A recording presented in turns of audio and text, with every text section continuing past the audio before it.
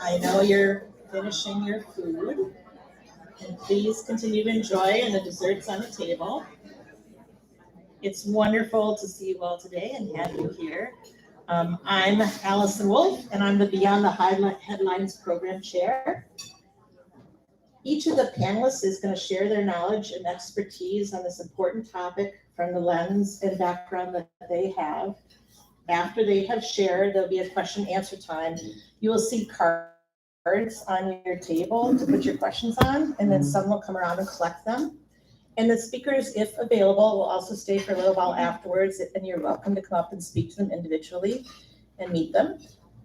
And also, on the other screen that is not lit up, there are materials on that little table that some of the speakers have brought from their organizations. We did share in an email that went out their bios, and so we will also be sharing that again if you want to reference a little bit more about where they're from and who they and the organizations they represent, as that probably will not be what we delve into today because there is not a lot of time.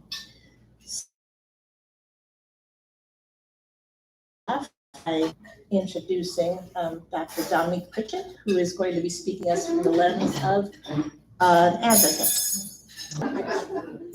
Glad I wore my good shoes because stilettos are the comfortable shoe.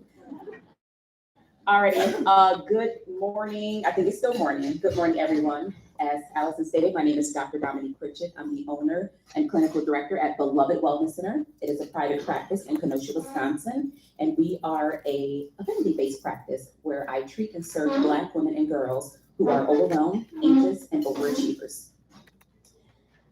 I would like to invite you all to meet me at the intersection of my story and strategy. My story around domestic violence, and where I know we're going to explore human trafficking, is being given away by my own mother. My mother was a drug addict. She's been a drug addict my whole life.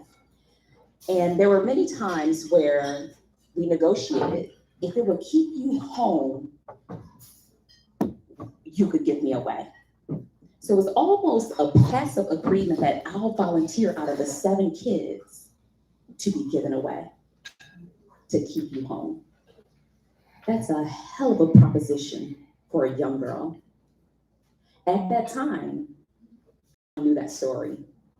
To this day, many of you, but now you know this story. So when we talk about self-advocacy, it is so important to understand the fullness of a person's story, not just when you first encounter them, but the wholeness of who they are, where they come from, who they're interconnected with.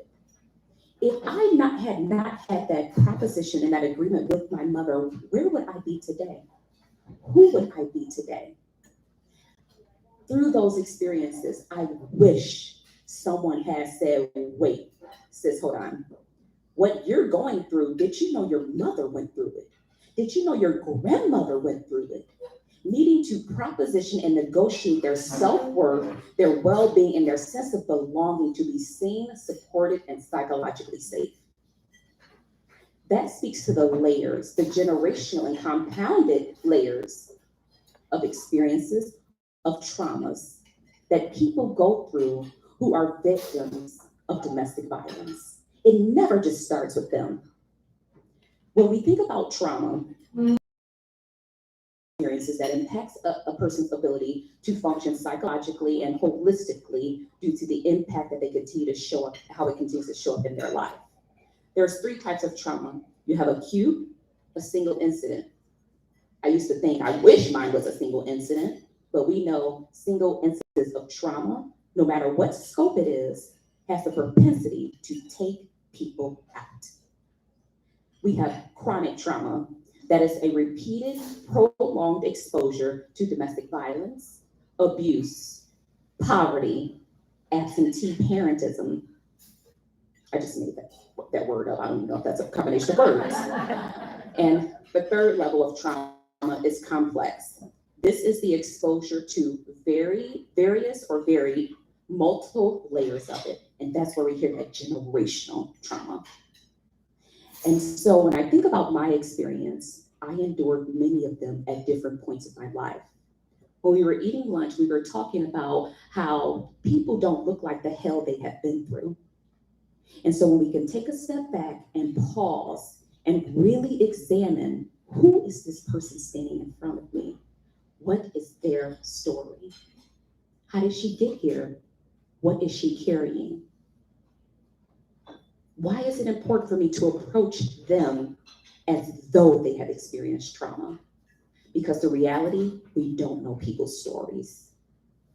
I thank God that I am here today. I am standing in the gap. I'm having the hard conversations and making some folks feel very uncomfortable when they don't create spaces for people to be seen, supported, and safe. That's why it was important for me to build an affinity-based practice, because when we look at how violence is discussed, it is discussed quite differently amongst cultures. Some folks, it's, oh, I just got knocked around. To some folks, they got beat. As a Black woman who treats Black women and girls, we hear about girls acting too fast. That brings about that promiscuity. Well, you invited it. You deserved it because you were acting fast. In some conversations we hear, well, you just wore a short skirt. It's still a judgment placed upon someone for existing at the stage of development of where they are and who they are. It is not our job to judge someone because of who they are and their story. And so as we explore our topics from the different lenses, the different layers, again, I invite you to think, who is standing in front of me? What are their unique experiences that I first need to know before I call myself an advocate, an ally, or an accomplice? Those are 3 A's I invite you to sit with. Because we know they take upon different phases, different roles, but I'm ready to roll with accomplice. I'm ready to roll with people who's gonna step in the gap with me, who's gonna step in front of me. Because when we talk about this topic of domestic violence, it's met at the intersection of racism, discrimination, already mentioned poverty, opportunities, and access. And so I wanna offer you 4 steps. Alan's giving me the look. I want to offer you 4 things as we think about holding space for individuals who may be victims or who may be victors based on where they are in their experience. And this is the system method to seeking safety. And I say sisters because we are all sisters or sisters in this space. I see you. Okay? And that's who I'm used to working with. S, support. If you are a victim or on the journey of being a victor of domestic violence, it is okay to reach out for support. And I want us to look at each other because, again, to be a victim, it does not discriminate. Domestic violence does not care what you look like, if you're rocking the best pair of stilettos, what degrees you have, how much money you make, or where you live. It does not discriminate. So if you are the one offering support, I would like for you to examine the lens that you're coming from, the hands that you're reaching out for. Because if we don't check ourselves, we can find ourselves re-victimizing and re-traumatizing the very people we're trying to help. If you are seeking support, keep seeking it. I always tell people the first step is reaching out for help, but that does not mean that help will be the perfect help, the on-time help, but you reached out for help. It is so important to celebrate your worth because you are worthy and you have a birthright to belong. If you feel what I'm saying with that, give yourself a hand clap if you believe you have a birthright to belong. I just want to make sure I'm not by myself. How much time? 10 minutes. I'm at 10 minutes? Yeah. Okay, that's fine. I impact. Everything we do, every person we encounter, we have a direct impact in their life. Take note of how you're showing up. Stigma. I believe collectively we can eradicate and shatter stigma when folks are asking for help at their most vulnerable time in their lives. Trauma. We already explored the 3 types of trauma. if we approach everyone through the lens that, man, I wonder what have they experienced in their lives, what impact could we make? And lastly, advocacy. Journey of advocacy, but only come if you're ready to show up as an active advocate, an ally, and accomplice. Thank you.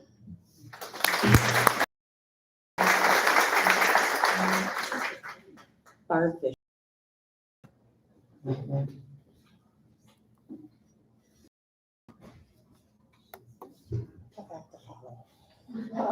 I'm Barb Fischer. I'm the Executive Director of Advocates of Ozaukee.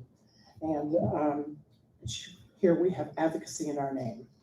Advocacy, as we define it, is the support of a person, a cause. In a context of victim services, advocacy encompasses a whole different variety of services. When people come to us, and we've talked about this many, many times, it affects a piece of who you are, it affects all of who you are. It affects every single piece of your life. So as we start talking about advocacy and what we do at Advocates, this gets complicated. Some of the ways that we work with folks to help them start to recover from the violence that they've been through, the trauma that they've been through, and very seldom one type of trauma or one incident of trauma. It's always more than that. We work with legal advocacy. So we work with people getting restraining orders, writing those, getting assistance for those, doing court preparation, doing court accompaniment. That's one of the things in Wisconsin that's kind of unique, is that we can do court accompaniment. That means that our legal advocate can go and sit at the table in front of the court with the victim so that there's someone between that victim and the perpetrator. So she's not sitting next to having the perpetrator from her.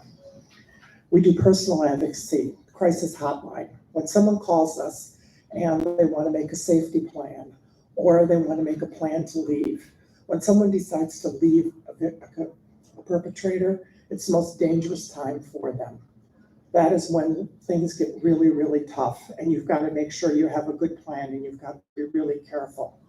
Our staff members have all been trained in how to help put together safety plans and to be able to work together with somebody to make sure that when they do decide to leave, they're doing it the safest way possible. We do W-2, we do housing, we do help with jobs. We do medical access. We have clients who have been sexually assaulted, and for them to go and have a medical exam is very traumatizing. So oftentimes one of our staff members will go with them to the doctor and just stay with them during the medical exam. We do accompaniment to sexual assault nurse exams for SA clients. One of the things we do that is just a little bit extra, we include bringing clothes for those victims. Oftentimes the victims' clothes are kept as part of the evidence, and we saw that victims were going home in scrubs or just a hospital gown. So we put together kits, and we have kits of clothing that people can take with them. We do system advocacy. And you think about that, it's making the system work for those it's supposed to work for, but it doesn't always work for them. For instance, the legal system can be really slow, it can be really confusing. It's one of those things where you talk to a victim of sexual assault or a victim of domestic violence, and they say to you, how likely is it that if I go through this legal system, it's actually going to do something to help repair or change what's happened to me? And you can't always be really optimistic with that because that's not a reality for a lot of folks. Low-income housing. I don't know how many of you saw the movie Maids or the TV series Maids. That wasn't made up. That's exactly what people go through all the time. In fact, one of the things that for years has been making me crazy, and it still does, is that when you apply for certain kind of housing assistance here in Wisconsin, it probably is nationwide, I'm not sure.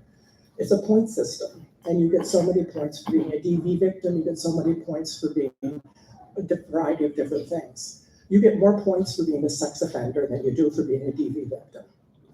So the number of points you get, the higher the points you are, the more likely you are to get into housing faster. So we work with the systems to try to change those things, to try to make it more equitable for the domestic violence victims, for people who need housing. We're very blessed at Advocates to have 3 counselors. We do a lot of counseling. All of these things go together because, again, we're treating the whole person. We're not just treating one person. And we're doing it in a very non-judgmental way. And we're also doing it with them as our lead. We're not saying everybody has to do this, everybody has to do that. People make up their own mind what it is they want to do. But we have 3 counselors, which we're very lucky to have. And we work with the child advocacy with children receiving forensic interviews and those who've been sexually assaulted or witnessed domestic violence. We have a 16-bed shelter, soon to be 18 beds, and a lot of other nice things. Thank you, Impact 100. And we have the first plans for that right now, and we'll be digging into the ground for the first time probably in May. The shelter, we also provide transportation to appointments. We use a shared ride taxi, but they never send anybody extra in the taxi when we do shared ride taxi. We have outreach clients, which are actually a much bigger base of clients than our shelter clients, and they use a lot of our advocacy services. We do groups. These are really important because the power of a group, being able to get together with other people who have been through what you've been through and have a conversation about those things and build a support system is really powerful. We do jail group, we do sexual assault groups, we do domestic violence groups, and we do groups with children. And the children's groups have been really powerful. They've been really something to see. And we've started doing meditation with the kids in group. We started doing yoga with the kids in groups and just doing some different things to help them relax and find a different way to deal with some of their anger.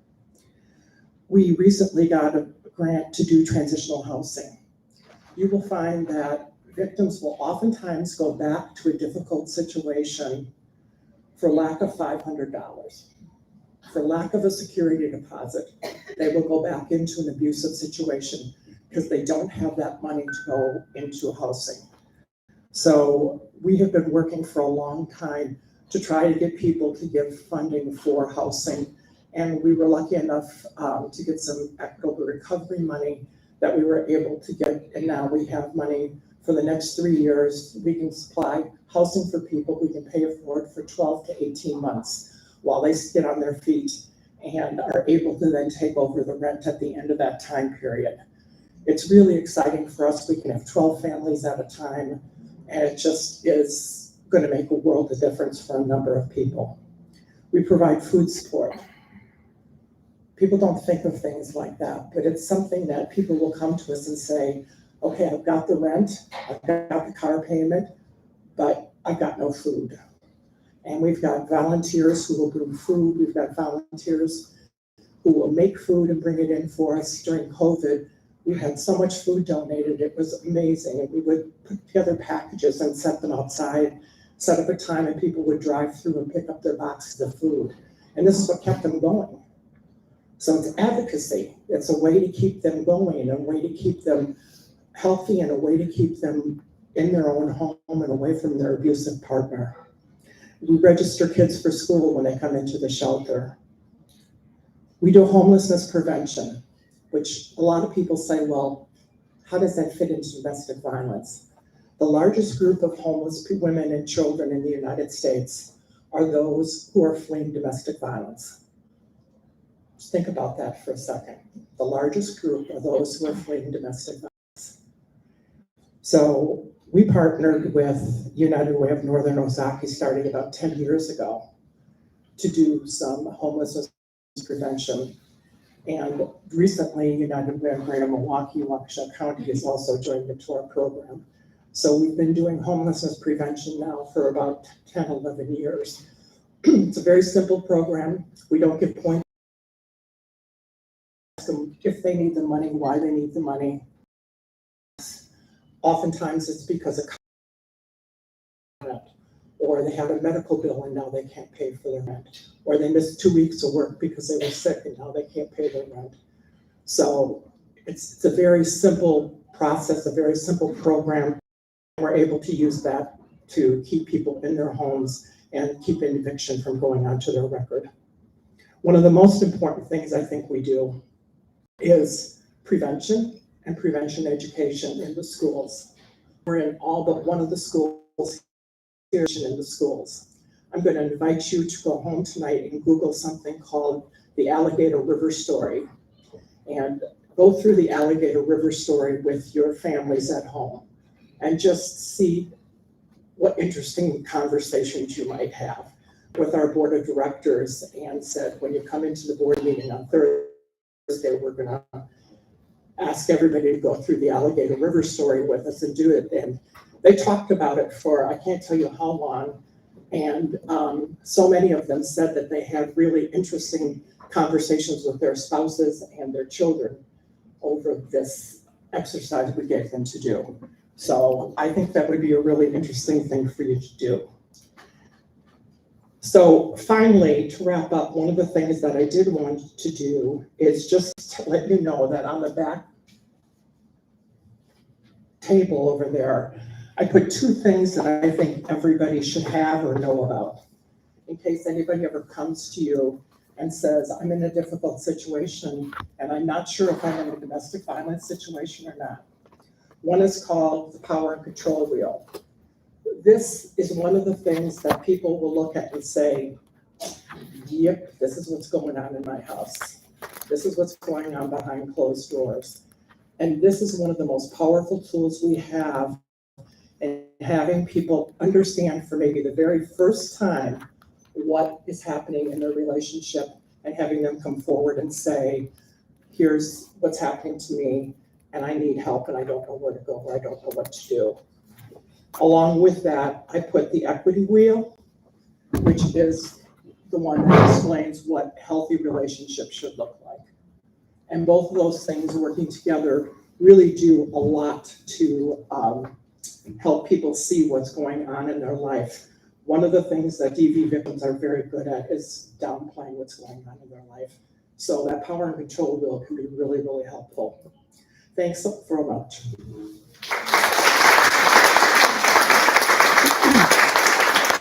I'm getting pictures of. I know it's hard to even stop and think about a question because you're enjoying this so much, but there are cards on the table, so please write out some questions if you have them.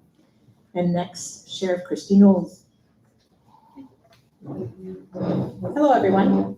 I'm going to talk to you about the response of law enforcement to domestic violence incidents. So I'm going to get very basic with you. Can I take this off? I'm just more of a walker. So when law enforcement responds, we usually get that call. It's not necessarily a 911 call. Domestic violence, abuse, it's one of the most volatile calls that law enforcement can get, because we don't know what the home life is like. We don't know if it's going to be physical or is it more an emotional. So for us coming into a domestic violence incident, that it's the highest rate of law enforcement deaths out there, because we just don't know what we're going to encounter. So sometimes the victim is unwilling. And that's what's great in the state of Wisconsin, is we got a mandatory arrest law for the suspect. It doesn't matter if the victim doesn't want the suspect arrested, but in order to keep that victim safe, we do that. And we have to follow the law, and we have to meet certain criteria to do that. I'm just going to go over what constitutes domestic violence. It has to be between two adults. In the state of Wisconsin, a 17-year-old perpetrator is an adult. A 17-year-old victim is a child. So if you got an 18-year-old roommate at college that is in violation of the domestic abuse law to his 17-year-old roommate, you don't have domestic abuse. You have child abuse. So we can't arrest the 18-year-old on domestic violence. But now you've got the 17-year-old who is the perpetrator and violates the domestic abuse law on the 18-year-old roommate. Now you've got an arrest situation. So it gets kind of foggy depending on the age. And then with that, it's a spouse, former spouse, roommate, former roommate, and anyone who shares a child. That if you meet one of those criteria, then that can fall under domestic violence. Domestic abuse is an enhancer, so there's always another criminal act that has to occur, and then we add on domestic violence. So whether it's battery, disorderly conduct, or worse, substantial battery, and then we arrest. So when they get to jail, then they have to post bond or go to court, depending if it's a misdemeanor or a felony. So let's back it up to the house. So when we go to the house or business or wherever we're at, we have to separate everybody there. So we go in, multiple officers usually, because it's not safe for one. And when we go in, we're looking immediately, observing the situation. Anything broken, misplaced. I mean, there's a lot of houses that aren't perfectly put together to begin with. So we have to be able to determine if that was a result of what happened in that incident, or if this is how they normally live. We're right away looking for other people. I'm just gonna use husband, wife in this case, and usually we see a higher victim being the wife than the husband, but it can go both ways, but that's how I'm gonna refer to it. Then we'll separate them. We'll separate husband, we'll separate wife, and we always, like Barb said, we don't have the perpetrator in eyesight or even hearing of the victim, because the victims generally won't talk, or if they do talk, their stories are fabricated. So we want to make sure that that victim has every opportunity to tell us their story without worrying what's going to happen to them. And then if children are involved, it's even complicated more, depending on the age of the child. We have to separate them. And then a lot of times what happens is we'll go get them a forensic interview, because a lot of times the children have a lot of information and history of what's happening in that household. And we have to get them the support that they need and be able to get that information, knowing that they might be going back to both parents. So what's going to happen there? You know, is there child abuse now? Was there child abuse before? There's a lot of things that could happen as we respond to a domestic violence incident. So once we determine all that, pictures, we take pictures, injury, we ask for medical release forms to be signed. And with the injuries, a lot of times you can't see them right away, you know, and a lot of times it's because somebody grabbed somebody, but they grabbed so hard it's going to be bruised. And we don't see that. So we follow up a couple days after, a week after, because your injuries then come out, and then we can take pictures. We're building our case, and we do this for the victim because we have to protect that victim. So we want to get as much as we can, and it's not always going to be the day or the night of. It comes afterwards. So once we get all this, then we arrest. We also take into consideration when we arrest that it's in a case of where there's children, that it's parents. So we make sure, if we can, remove that parent, then put the handcuffs on outside of the sight of the children. They already went through trauma. Putting handcuffs on a parent, that's more trauma. So we're cognizant of what we're doing in that situation. It cannot always happen that way based on how the suspect's going to respond to us. So, but we do take that into consideration. So then the victim is given pamphlets, and this is where I struggle. You're given something after a traumatic incident. A lot of people don't take the time to go through that and make those phone calls that they need to make. We need to be better at that. And that way we get the advocate. We work closely with Advocates of Ozaukee, get an advocate on board. We can. Lethality assessments, we do those. So if they meet a certain score, we're calling advocates right away. We are doing that, right? Sometimes I'm removed from stuff, so I'm assuming it's happening. And then there's a domestic abuse contact prohibition form, 72-hour no contact. So then the officer talks with the victim and hopes that they sign this for at least 72 hours, have no contact with that suspect. That doesn't happen. It doesn't happen a lot, actually. Believe it or not, when someone's put through a situation like that, you assume they're just gonna check that box, sign their life away, and it doesn't happen, you know, because they're afraid. What's gonna happen after 3 days when they come home? Oh, I'm good. They can come home. I don't want them arrested even, you know, and they have no control over that part of it anymore. And so then once they sign that, either waiving it or enforcing it, and then the subject's taken to jail. If they're not at the house and they leave prior to law enforcement arriving, we make every effort to search and find them, and then interview them too, because there's always two sides of the story. So we don't really necessarily know what's going on until we get those both sides of the stories, because we've seen it. We've seen where the victim is actually the suspect, you know, and we just got to get those two stories. And with domestic violence as a predominant aggressor, we have to determine who that is, and not because husband and wife get in an argument and it's physical. Two of them should not be going to jail. We have to determine what happened. So here's an incident. Husband and wife get in an argument. It gets to the point where the wife is as frustrated as can be, and she takes her hands to her husband's chest like this, and just hits his chest. No pain, no injury. She's frustrated, she's crying, she's emotional. And then the husband takes her to get her off him, shoves her flying into furniture, and she's hurt. You know, because the wife started it doesn't mean she was the predominant aggressor. In that case, it's the husband. So we would have to arrest the husband. Once in jail, if it's not a felony and they're not held for court, they have to post bond to get out. Once they post bond and get out, they have to sign a conditional release form.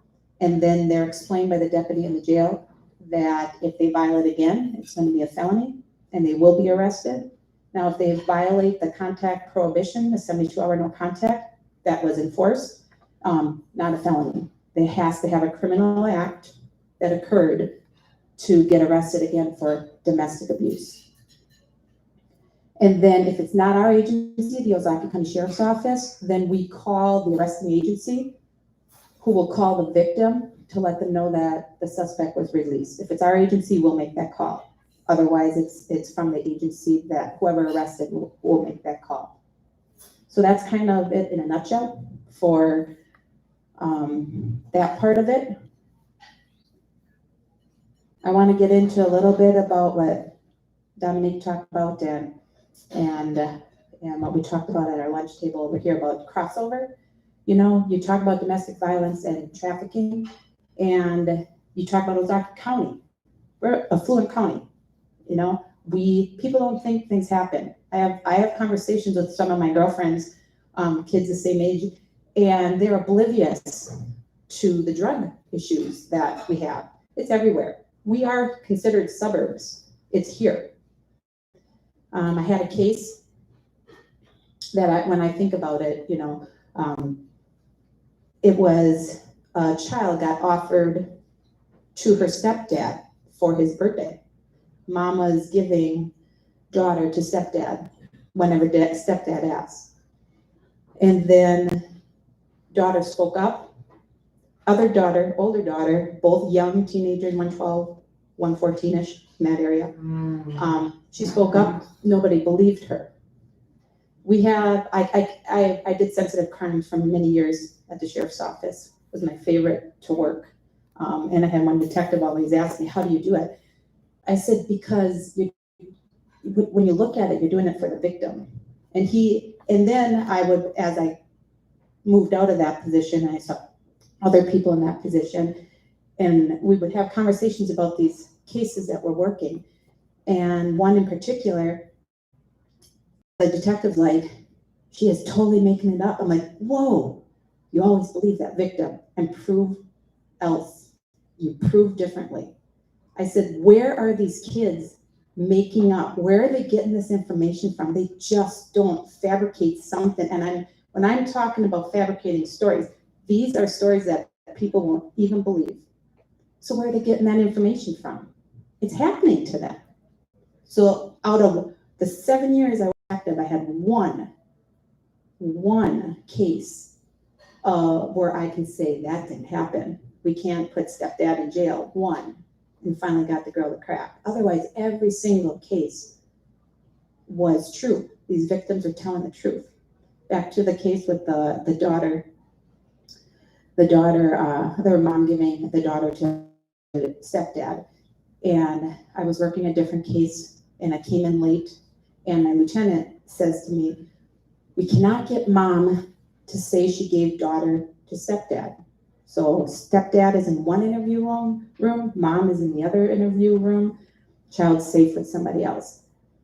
And I'm like, okay, can I watch the video, what you guys have done so far? So I get acclimated to what's going on.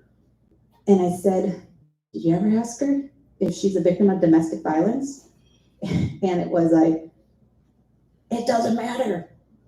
She just gave their 12-year-old daughter to stepdad. I'm like, okay, can I try? Let me interview. So it's just a matter of going in there, sliding my chair next to who they say is suspect, but I'm treating as victim now, and put my arm around her, talking to her, listening to her. And the domestic violence stuff that woman went through was amazing. She's afraid of her husband. And she was doing everything he asked of her so she wouldn't get beat. And until that point, she disclosed everything. And then I walk out of the interview room, we want high five. We have a sick mind on law enforcement. We have to have humor in it, in situations that are not humorous. And I looked right at my supervisor. I said, all it takes is a little bit of compassion. Just go in with a little compassion. So there is a crossover. There's a crossover in domestic violence, child abuse, human trafficking, and it's happening here in Ozaukee, human trafficking. We have a human trafficking task force. We have I-43. That's the key for Ozaukee County right now. Not saying that it can't happen like Dominique's story and have families, and it's happening here. Talking with Desiree, and she's got a story happening right here at Homestead High School. Teachers, anybody out there, social workers, you gotta listen and you got to visually see what's going on, because the child or the young adult, they're not gonna speak up. You gotta ask the questions. If a young girl leaves school dressed provocatively, but she doesn't come to school that way, that's a red flag. Pull her in, talk. You might not get it the first time. So mentorship programs, things that we do in the community, they make a difference to kids, young adults, because they don't have that support system at home.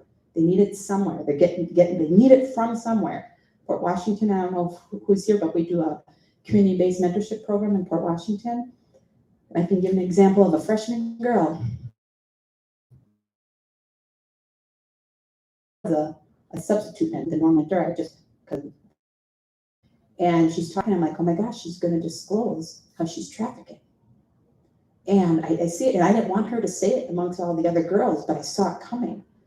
And then I walked out of there and I talked with the principal and the school resource officer, and the SRO says to me, she actually talked. We know something's going on, but we can't get her to talk. I said, yeah, it's there. It wants to come out. So we made that a female detective, then sit in and be that mentor, and got information to help with that story. So, yeah, I don't know how to end it. I'm just gonna end it. We'll circle back.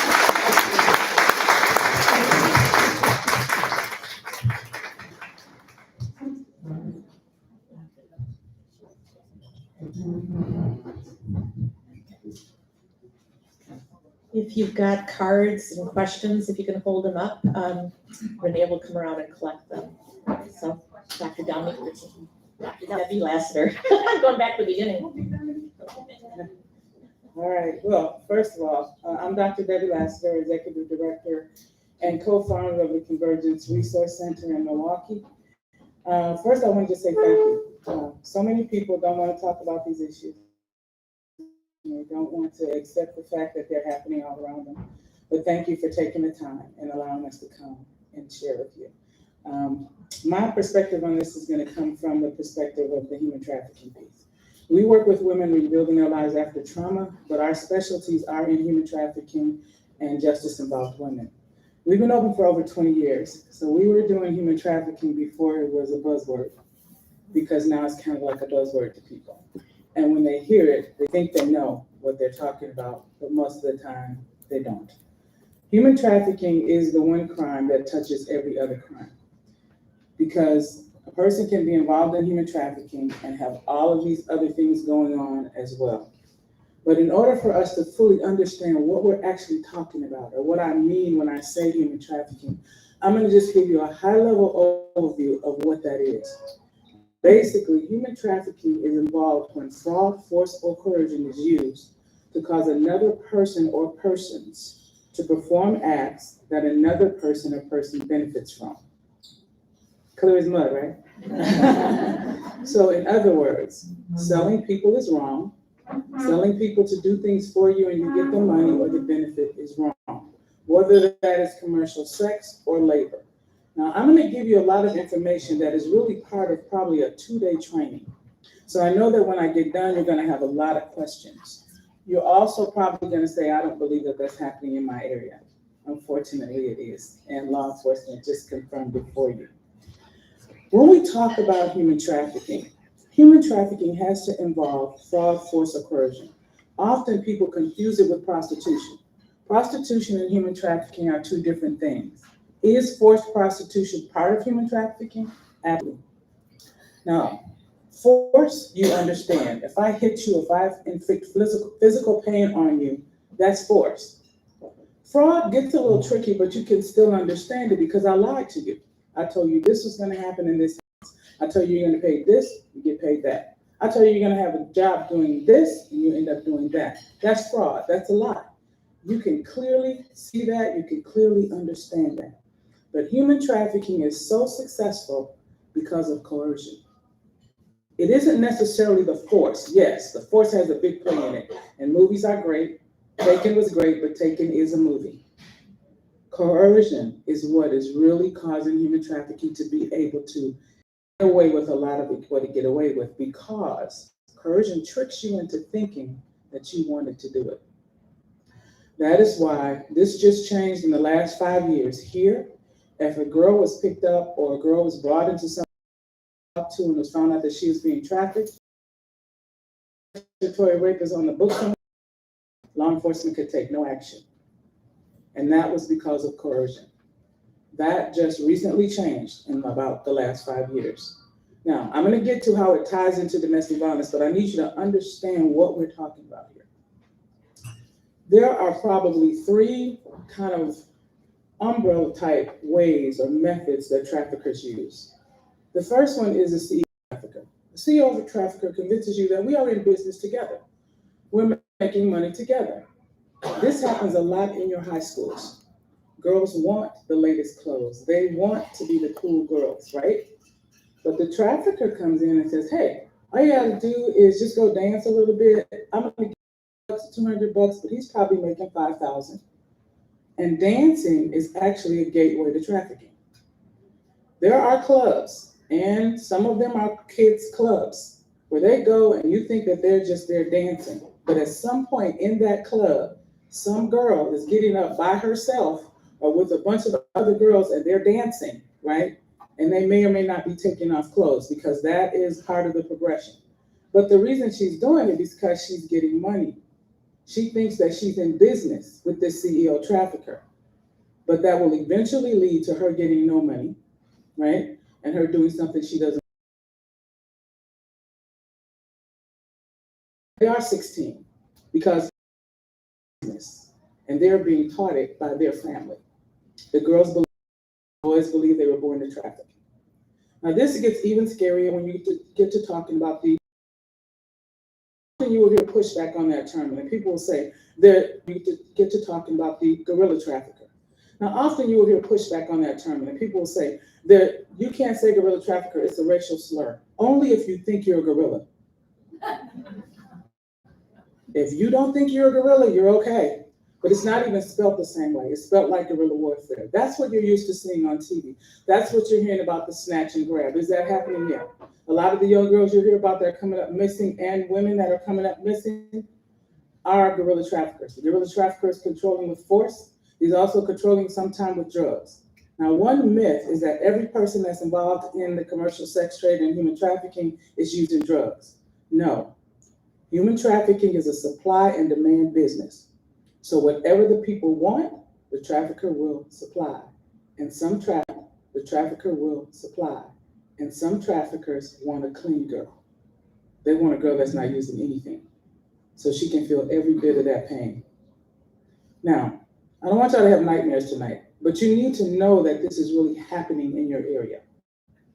Now, the last trafficker, and this one to me is the most dangerous, because this trafficker walks into your life and you don't even notice him.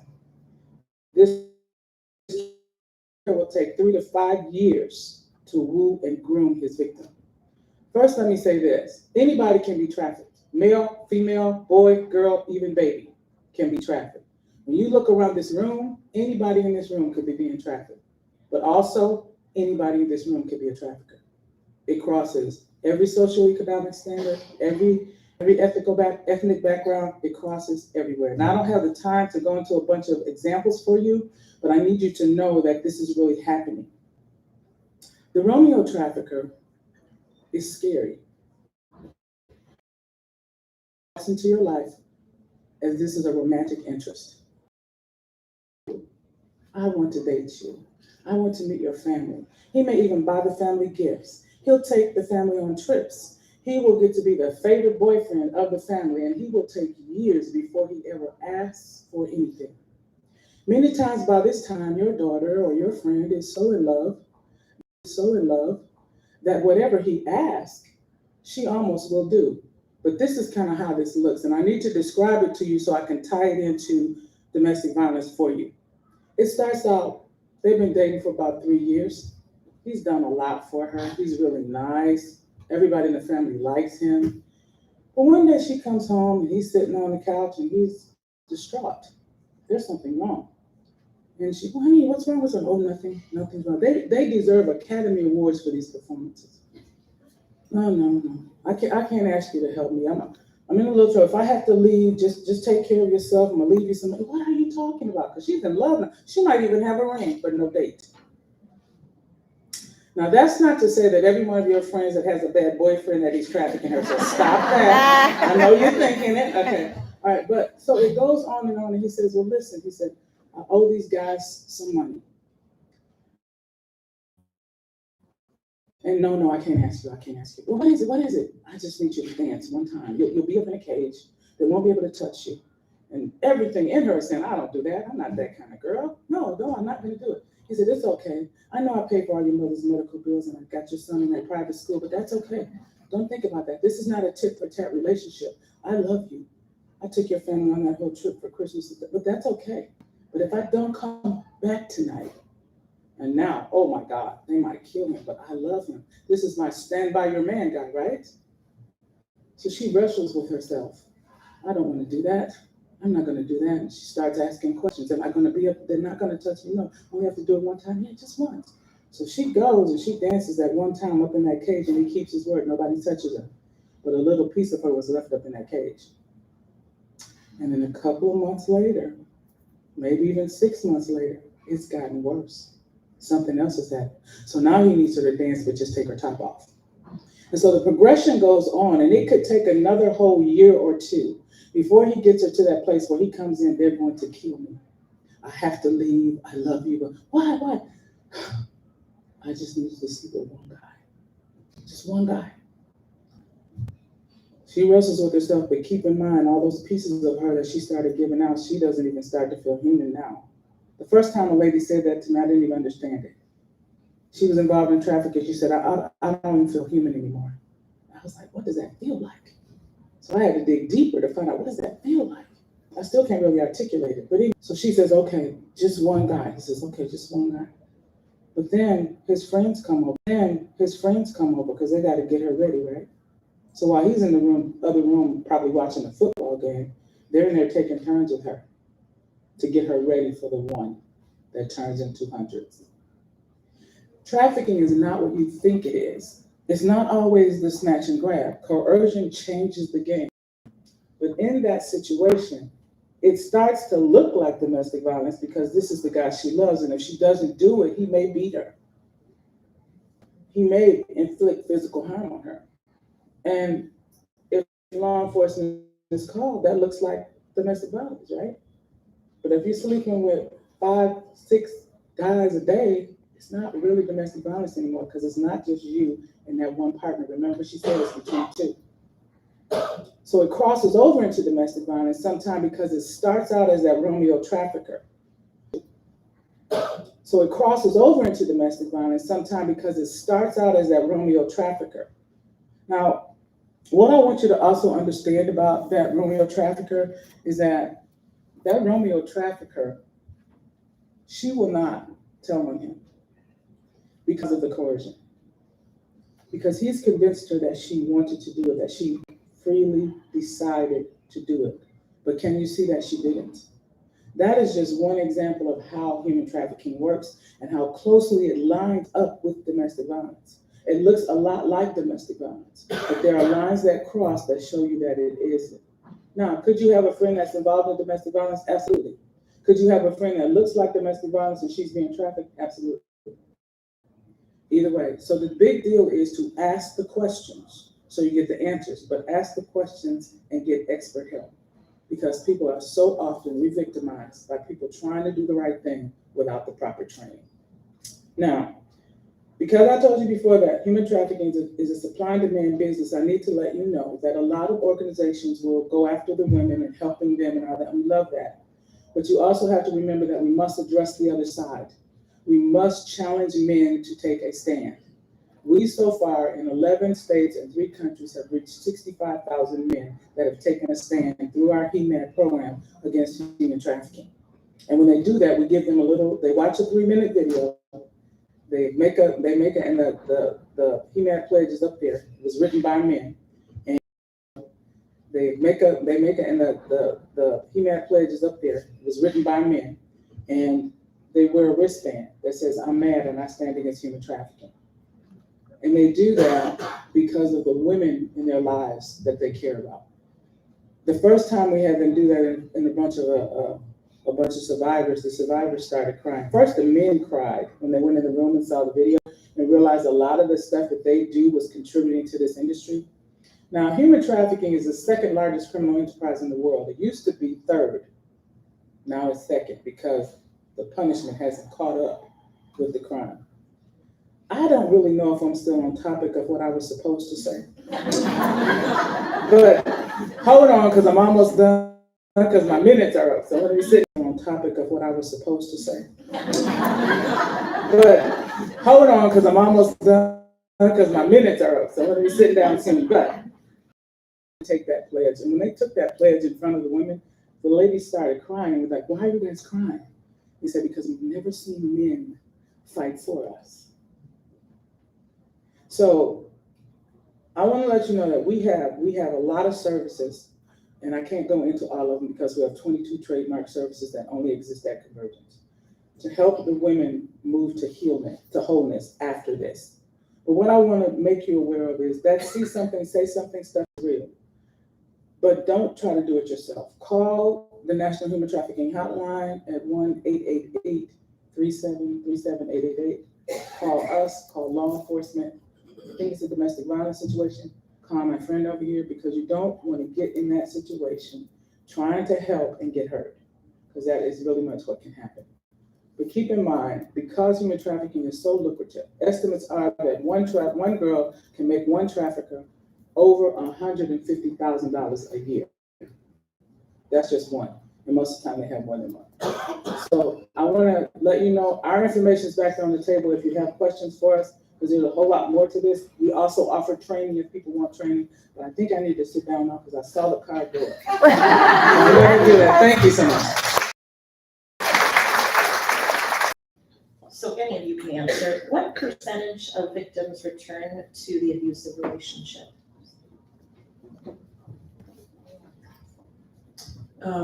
I don't know if we have a percentage of that return, but it takes an average of 7 times for a woman to leave before she stays on. So that's as close as I can get. Mary Kristen, do you have anything else? And we have repeat flyers. So when you talk about percentage, I can't say percentage, but I can tell you we go to same residents for the same thing. And with law, 2 convictions of domestic violence in 10 years, and then there's an enhancer put on. So that means if you get arrested again, then the penalties will increase, but that comes from the prosecutor. Is counseling required for the offender and the abused? It depends on if the offender is found guilty and court ordered. It may be required, but not always, because we were talking about the intersectionality and the layers of stuff that comes with DV. Addiction may supersede this, and so they may go to addiction treatment or services, and the DV may take a back seat and may get addressed for it, maybe not depending on their sobriety. As far as the victim or the victor, no, it's not required. To require someone to get help continues to be oppressive and continues to be controlling, but it's definitely encouraged and it's invited to start that healing journey early so that they can break up that generational cycle and trauma to navigate life a little bit differently. In Ozaukee County, there isn't any treatment program, but oftentimes people will be required to go to anger management, which is not something that's really going to help. So the answer to that is really pretty much no in this county anyway. And one more thing, we talk about eradicating and breaking down stigma, going back to that support. If you know someone who is a domestic violence survivor and they want to go, equip yourself with the information you need to best support them so that they can be successful with going to treatment. One thing I did get to in my fast 13 minutes, what that journey is like when a person comes into the treatment space. And I focus a lot on stories because even having a structured interview style can deter someone from coming back and, oh, they just want information. That therapist really doesn't want to hear my story. So that's why I encourage you, who's sitting in front of you, allow them to be the narrator of their life. So it's not just going, it's about coming back. There was an article in the Journal Sentinel this week about transactional, maybe domestic violence. It referred to this as a new or newly aware issue. Is there something you are aware of or have seen?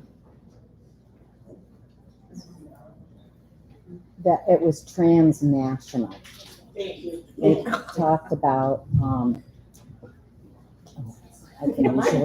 I can project usually pretty well. You do have a big mouth. Thank you.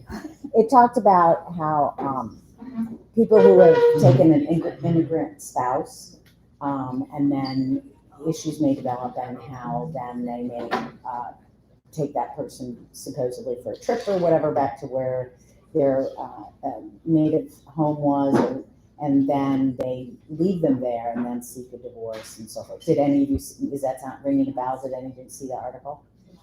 I didn't see that article. I would invite that you send it to Allison because that sounds like something I would want to look into. Part of my work experience in the past, I worked in corrections. I worked at the detention center and the intake jail. And so Kenosha County Detention Center for a long time was a holding facility, the immigration detainee holding facility. And so the stories and the people we got in had a lot of those experiences, but also we not just who have services are not always kind and protective for that community. And so that's very important as well. So when we look at who are the faces that's coming into our office, it's not always representative. What kind of prevention education programs are there for boys, young teen men who grew up in domestic violence homes to prevent them from becoming abusers? probably wish there was more. There's someone sitting here who I should give this question to actually, but when we go into the schools, we do the same education with boys that we do with girls. And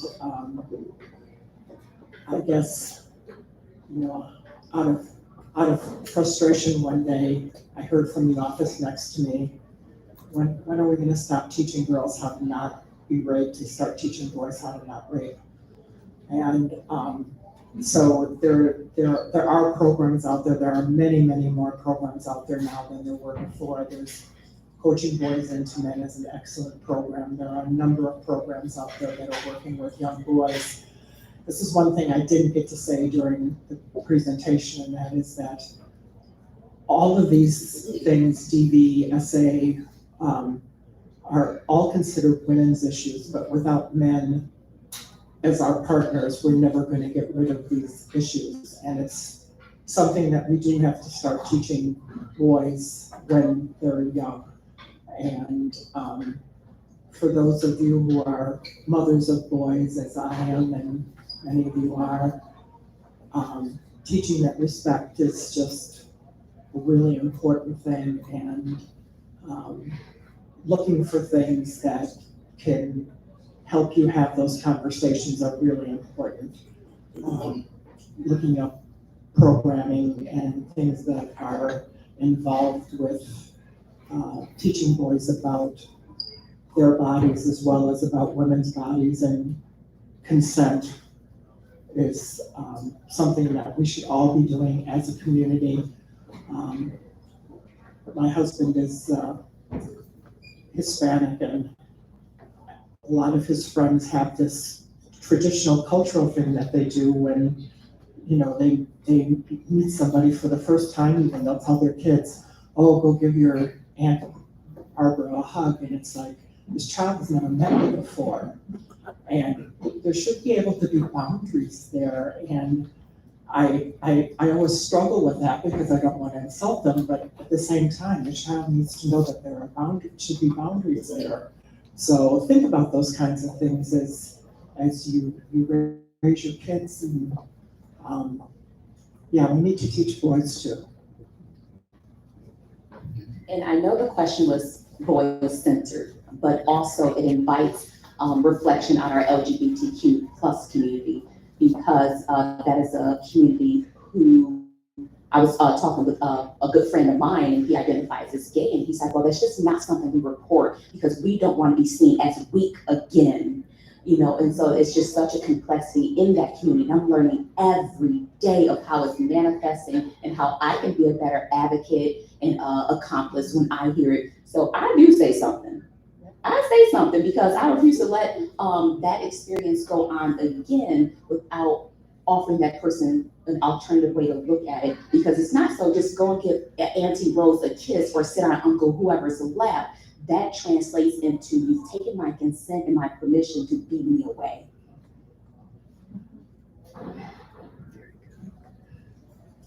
Were there any other questions? So Dr. Lassiter, should I introduce the guest you brought? That she's available for afterwards? Yeah, Desiree is here. She's up front here, and she.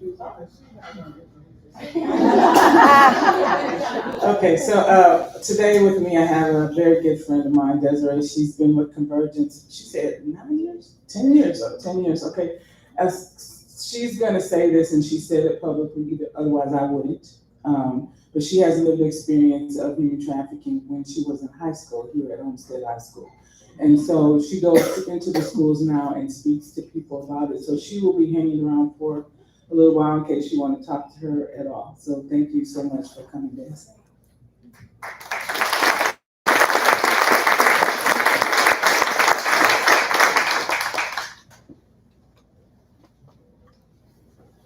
I just wanted to quickly share experience I had in an airport. And I wonder if the advice that I got you would get, because it made me now, I will take a stand. I had this weird feeling, I don't remember where I was flying, but I was connecting. And this she happened to be an African-American young woman with a white man, and she was young and he was older. And he came, sat next to me and was pretty friendly, and I was like, what are you doing? But I noticed that they weren't communicating. Anyway, to make a long story short, it really gave me goosebumps. It does now to even talk about it. When we got to the connecting airport, I could see that she was disengaged. Again, I didn't know all about all these other roaming or whatever. To me, it looked like snatch and grab. I'm a nurse. She looked like she had a very flat affect. I made an assumption there was drugs. I mean, I'm making this story in my mind thinking, you may be crazy. She may be some he may be some nice guy. And I kind of walked around and watched, but I was afraid too. And I didn't go up to the desk. And then afterwards, there was a police officer on a bicycle in the airport. And I stopped him and I said, do you have a few minutes to talk with me? It makes me teary just to even think about it, because I really think that's what was happening. And I asked him and I said, should I have done? He said, go up and say something to somebody at the desk. Or I did say something to someone who did stop the police, but by that time they were gone. So, I mean, if it wasn't anything, then it wasn't, but I wish I had said something. I just still to this day feel like that's what was going on. And I noticed on my, I think, return flight, I flew a couple times in a couple months, they were announcing in the airport, if you see anything, come and say something. So apparently this is a big deal. Would you agree with the advice I got, and what would you tell us? Because the airports, I think, are probably a place where we would see this a lot. You know, you drink sugar a lot. Wait 1 second, wait 1 second. You do see it a lot in the airport and are unaware of it. We go to the Super Bowl every year and do rescues on the ground, and one year, just one strip club flew in 150 girls, just one. And so in an instance like that, I know that the airline industry now has a standard of all of their people being trained. And they have a way to handle those kind of situations. So I would say whatever airline you were at, get to somebody at that desk and tell them what you suspect. If he's a nice guy and they ask him, he's gonna be okay. If he's not a nice guy, somebody needs to ask him, but not you. No, Okay, so I agree with you, asking the police or asking somebody else, but you do need to be aware that you're probably looking at it everywhere. I was at Sam's Club one day and there was a girl, she was with a much elderly man, and she wasn't being allowed to say anything or do anything. And I didn't want to get her hurt. So I waited till he wasn't looking and I kind of mouthed to her, are you okay? And she started laughing. She said, oh yeah, he's my neighbor. I was like, okay, thanks. And he was okay. Because if it wasn't, then there's action that has to be taken. But you are on the right track because you are paying attention. Many times we don't pay attention because we just don't think it's happening. But now that you are aware, if you see something, absolutely say something. Because if there isn't anything wrong, he won't be upset. But if there's something wrong, you may save a life. But I agree absolutely with what you did, was to tell law enforcement. That's all you could have done.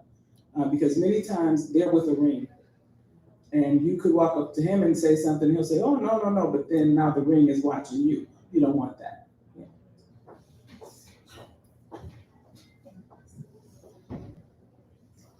Anybody else have a question?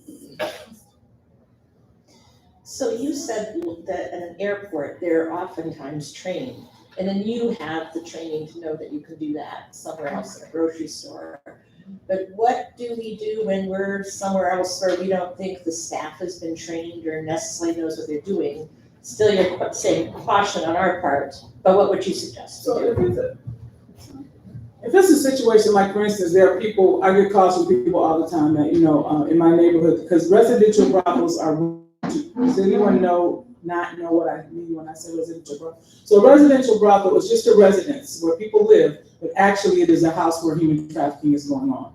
And they're in neighborhoods all over, every neighborhood, they have residential brothels, okay? So if you suspect, let's say you suspect something like that, or you're in a store and you see something like that, someone who's in authority, not the cashier, nothing wrong with the cashier, but not the cashier. You need someone that's in a little more authority, like the manager or someone like that, who can actually take some action. They all are aware of it. Now, but if you see something where on a regular basis you're seeing it, like you see these same people all the time and it looks like there's something wrong. My first thing would be that almost every area now has a sensitive crimes unit in their police department. The Sensitive Crimes Unit is gonna know about this and know what it is to report it to them. You can report it anonymously. You can also call the National Human Trafficking Hotline. If you call the National Human Trafficking Hotline, it will get back to law enforcement here because they will send it back, okay, to law enforcement here. But I just caution you not to intervene yourself, even to the point of speaking to the person, because often in the trafficking world, if like when you're talking to somebody, the first thing you say, look at me when I'm talking to you, right? That's what, or you're not paying attention. In the trafficking world, if I make eye contact with you, I'm choosing you over my trafficker, and he's going to punish me if you don't want to buy me. So you have to be really careful with that. And then some of them, if they can't speak the language and you start talking to them, they don't know what you're saying anyway. You know, so it would be best to report it to law enforcement or to the National Human Trafficking Hotline. I think that would be a good number to have on our phones. Right? Yeah, can you give that again? Sure. It's 1-888-3737-888. It sounds weird like that, but that's how people remember it. It actually is 1-888-373-7888. But if you forget it, an easy way to remember it is to break it up different. 1-888-3737-888. And they also have text to be free, I think it is. Now, we have friends and organizations all over the country. So if there's somebody that you think, you know, National Human Trafficking Hotline can't help or whatever, you can call us and we'll report it to our friends. We don't do violent rescues here like we do at Super Bowl, but we have friends that do. So, but they work with law enforcement, not against law enforcement. You don't want to work against law enforcement. You want to work with law enforcement whenever possible.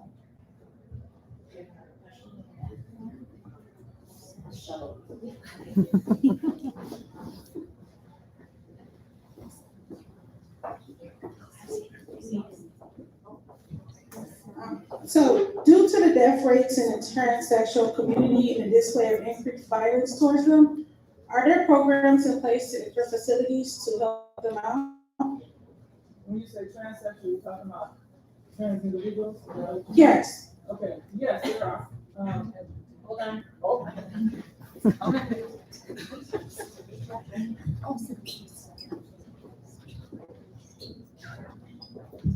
There's an organization here in Milwaukee and Appleton and throughout the state called Diverse and Resilient. That is a very good organization that will pretty much connect people to local programs if there isn't a local program. And I know that they have an office on Holton, and there are other organizations like them, the LGBTQ Center. There are a variety of organizations here in the Milwaukee and in the Madison area. I'm not so sure about the outlying areas. And basically, when looking for those kinds of places, you can contact 211 because they should have some of them listed, but you know, it's going to be the same issue.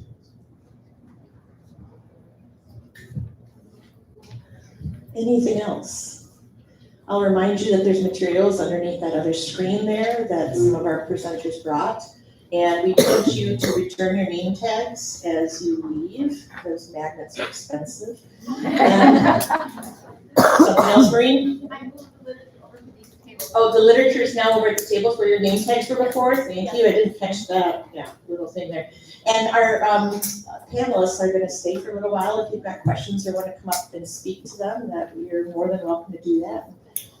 Desiree is here as well. So.